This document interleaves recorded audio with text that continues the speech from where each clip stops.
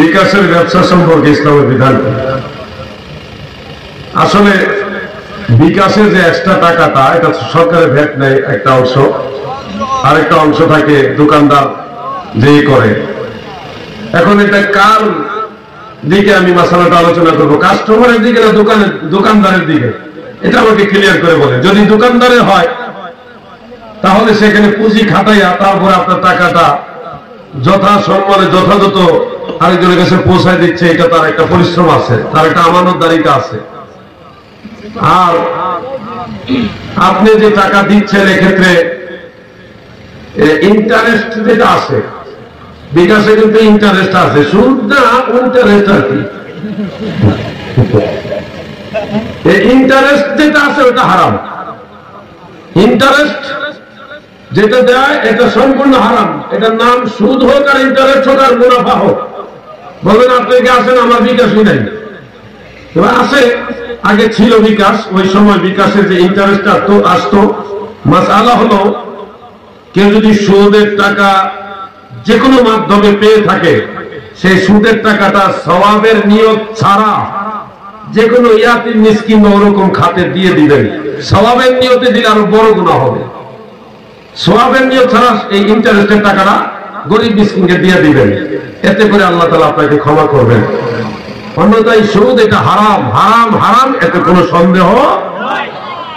বিকাশের বিষয়টা কাস্টমারের সাথে দিকে একদিকে এক মাসালা, আর দোকানদারের দিকে হইল আরেক মাসালা। আর ইন্টারেস্ট যার জন্য হোক সবার জন্য হারাম।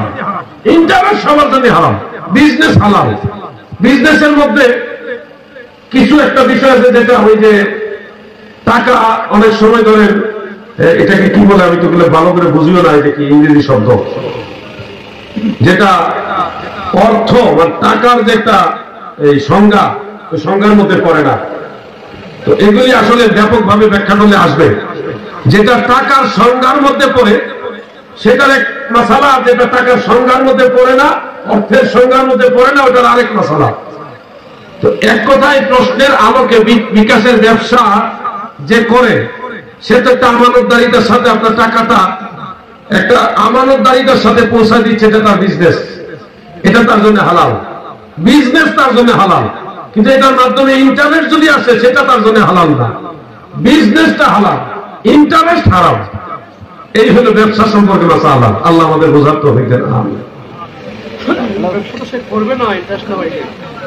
ইন্টারেস্ট তো ওই যেটা পায়, হাজারে কয়েক কিছু টাকা পায়, এটা ইন্টারেস্ট না, এটা হলো তার বিজনেস। আর বছর শেষে একটা ইন্টারেস্ট আছে, ওই এটা কোম্পানি দেয়, ওই এইটা হারাম। যারা বুঝার হেরা বুঝতে পারছে, আপনি হুজুর মানুষ, বোঝার দরকার নেই। আসসালামু আলাইকুম, সবাই উত্তর দেন। ওয়ালাইকুম আসসালাম। হুজুর, এক মহিলা প্রশ্ন করেছেন, তিনি নামাজ বা কোরআন তিলাওয়াত করলে তার স্বামী গালিগালাজ করেন, নফল নামাজ নফল রোজা রাখলে নিষেধ করেন, স্বামীর কথা অমান্য করে নামাজ বা রোজা রাখলে তা হবে কিনা দয়া করে বলবেন। সত্য মাসালাটাই বলি, নফল রোজা স্বামীর অনুমতি ছাড়া স্ত্রীগণ রাখবেন না। নফল রোজা রাখলে যে সওয়াব, এর চেয়ে বেশি সওয়াব আপনার স্বামীর খেদমত করবে। আপনি বড় সওয়াব বাদ দিয়ে ছোট হলে বাড়াবাড়ি করলেন। আল্লাহ খুশি আপনার স্বামীর আহ্বানে সারা দিলে। রোজা রাখলে যেই খুশি হবে, আল্লাহ এর চেয়ে বেশি খুশি হয় আপনার স্বামী ডাকতেছে, তার ডাকে সারা দিলে। কথা বুঝতে পারছেন? ফরজ বন্দেগী যদি স্বামী বাধা দেয়, তাহলে স্বামীর নির্দেশ উপেক্ষা করে ফরজ বন্দেগী আপনি করতে পারবেন, ওয়াজিব করতে পারবেন। নফল বন্দেগী গুলি স্বামীর অনুমতি নিয়ে করবেন। এমনকি ফকিরকে ভিক্ষা দিলেও স্বামীর অনুমতি লাগে,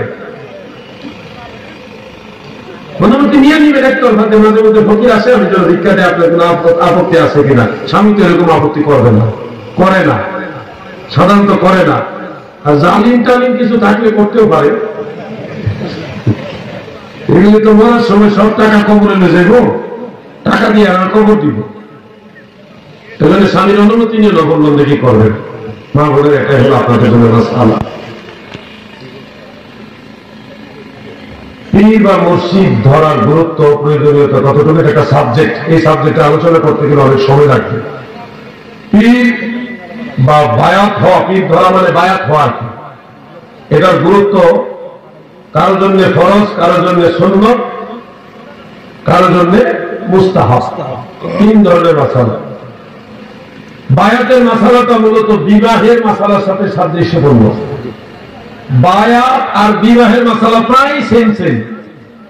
বিবাহ করা নরমালি সুন্নাহ, কিন্তু কারোর জন্য ওয়াজিব, কারোর জন্য ফরজ।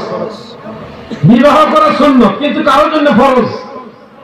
যৌবনের তাড়নায় বিবাহ না করার কারণে কেউ যদি জেনা ব্যভিচারে সম্পৃক্ত হওয়ার বেশিরভাগ সম্ভাবনা দেখা যায়, তার জন্য বিবাহ করা ফরজ।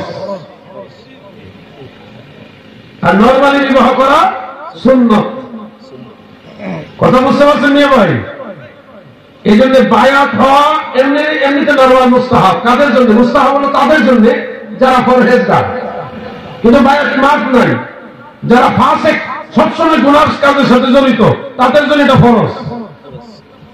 ইলমে লাদুন্নি, ইলমে আসরার অর্জনের জন্য মোল্লা আলী কারি, কাজী সানাউল্লাহ পানিপতি সিনেমা ধারিতে লিখেছেন যে ইলমে বাতেন যেটা অর্জনের জন্য, ইলমে বাতেন অর্জনের জন্য কামেল মুর্শিদের শরণাপন্ন হয়, এটা ফরজ আইন। এজন্য অবস্থা ভেদে মাসআলা, সবার জন্য ফরজ না, সবার জন্য নফল না। যে যেই ক্লাসে আছে ওই ক্লাস অনুযায়ী ফতোয়া। আল্লাহ আমাদের বোঝার তৌফিক দান আমিন। পিতামাতা জীবিত থাকা সত্ত্বেও কি ধরা যাবে কিনা? আমাদের দেশে মা বাবা আছেন মনে করিয়া মুরিদ হয় না, তা কতটুকু সঠিক?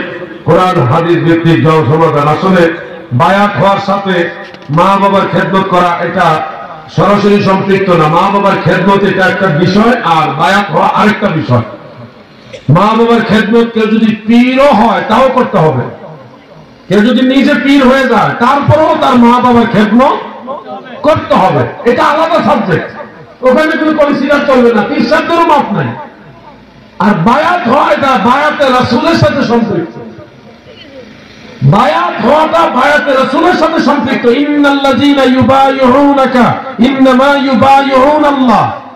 এখানে ইন্নাল্লাযীনা দ্বারা জুমলার শুরুতে যদি ইন্নাল্লাযীনা থাকে তখন এটা ইস্তেমরারের দাওয়ামের ফায়দা দেয়, সর্বকালের অর্থ দেয়। ইউবাইউ এটা মুজারের সিগা, বর্তমান এবং ভবিষ্যৎ দুইটা কাল রয়েছে। সেই হিসাবে বায়াতে রাসূল আগেও ছিল, নবীজির পৃথিবীতে আসার আগেও ছিল, নবীর জামানা ছিল, কিয়ামত পর্যন্ত থাকবে। অর্থাৎ সব সময় নবীর বায়াত চালু থাকবে। কিভাবে চালু থাকবে? বায়াতু রাসূলুল্লাহি সাল্লাল্লাহু আলাইহি ওয়াসাল্লাম বিওয়াসিতাতি খুলাফাই, নবীর খলিফাগণের মাধ্যমে বায়াতে রাসূল চালু থাকবে। এজন্য কেউ যদি কামেল পীরের কাছে বায়াত হয়, হাকিকতে সে রাসূলুল্লাহর বায়াত হইবে। সুবহানাল্লাহ। এজন্য মা বাবার অনুমতি, মা বাবার অনুমতি নেওয়াটা উত্তম, সুন্দর, কিন্তু অনুমতি দরকার না হোক, আল্লাহ রসুলের বায়াত আপনার জন্য দরকার, আপনার মা বাবার জন্য দরকার। এটা একটা সাবজেক্ট, মা বাবার খেদমত আরেকটা সাবজেক্ট। আল্লাহ আমাদের বোঝার তৌফিক দেন। আমিন। ও এটাই সর্বশেষ। আসসালামু আলাইকুম ওয়া রাহমাতুল্লাহ। হুজুর, আপনার কাছ থেকে জানতে চাই, আমাদের নবী করিম সাল্লাল্লাহু আলাইহি সাল্লাম কোন নূরের তৈরি? আল্লাহর জাতি নূরের নাকি সৃষ্টি নূরের? নিজামপুর বাজার, সুন্নি বন মহাবিবাহ। লিখে দিছে এক জায়গায়। রাসূল আকরাম সাল্লাল্লাহু আলাইহি ওয়াসাল্লাম জাতি নূরের জ্যোতি, আল্লাহর জাতের অংশ নয়।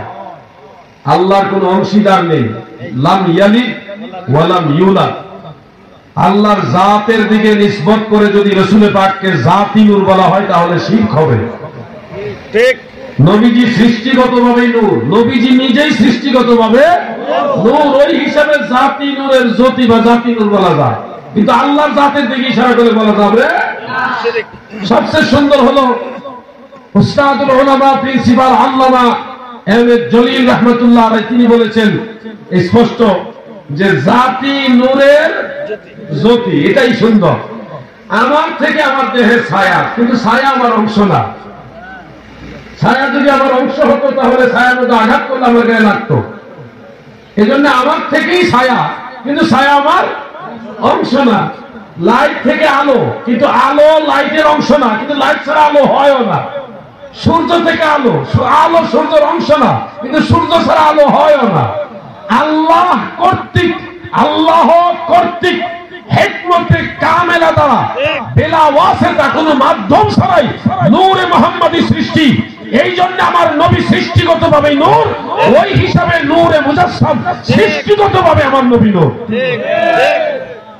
তবে নবীজি যেহেতু বেলা ওয়াসিতা বিনা মাধ্যমে, সেহেতু এখানে আপনাকে বুঝাই বলতে হবে অন্যান্য নূর বেওয়াসিতা কোনো না কোনো মাধ্যমে, কিন্তু আমার নবীর নূর হলো বিনা মাধ্যমে। সুবহানাল্লাহ বলে রমাদান আছে তাফসীরে রুহুল মাআনির মধ্যে লিখেছেন আজিমুন ওয়া হুয়া নূরুল আনওয়ার হুয়া নবিয়্যুল মুখতার সাল্লাল্লাহু আলাইহি ওয়াসাল্লাম।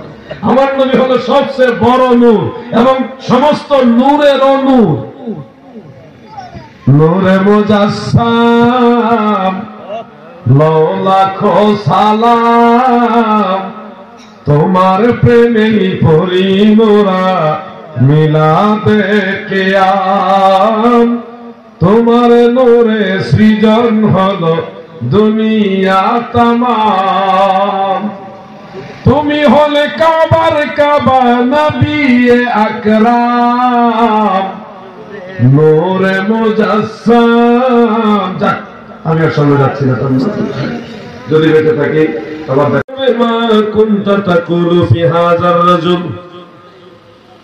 এই সময় নাকি নবীজিকে রুমালের মধ্যে দেখাইব।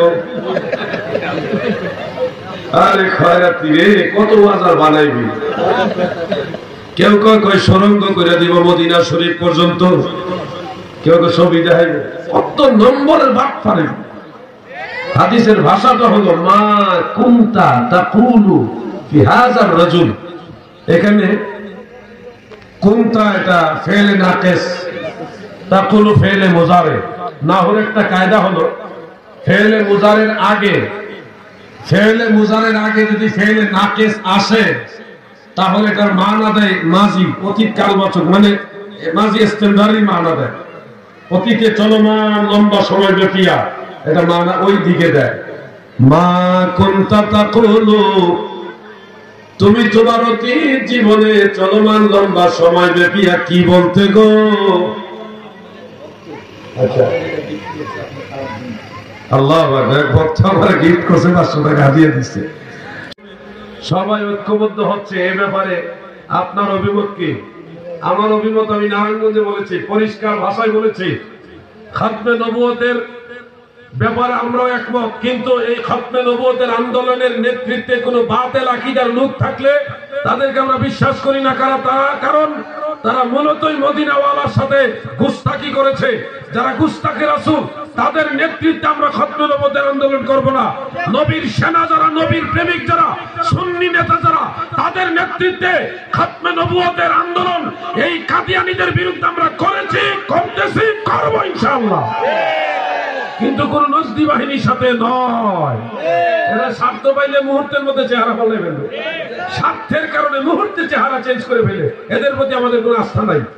এই জন্য আপনারা আহলে সুন্নাত ওয়াল জামাতের সাথে থাকবেন, এই আহ্বান। ধন্যবাদ।